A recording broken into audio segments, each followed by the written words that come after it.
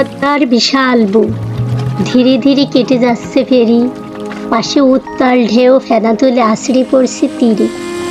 ঘোলা পানির বুক চিরে চলছে ছোট ছোট মাছ ধরার নৌকা, দূরে মিলিয়ে যাচ্ছে লঞ্চ আর ট্রলার। যেন তাদের কোনো তাড়া নেই, শুধু পথ আর জল তাদের সঙ্গী।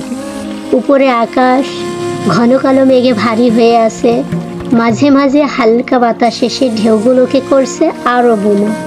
নদীর উপর ভাসছে চিল, ডানা মেলে যেন খুঁজছে কিছু, কখনো নিচে ঝুঁকে আবার উড়ে যাচ্ছে আকাশের গভীরে।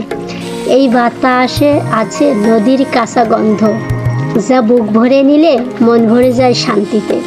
এটাই বাংলাদেশ, ঘোলা পানির পদ্মা, মেঘলা আকাশ, মানুষের জীবন আর প্রকৃতির অপরূপ সৌন্দর্য, যা হাজার বছর ধরে বয়ে চলছে পদ্মার স্রোতের মতো অনন্ত পথে।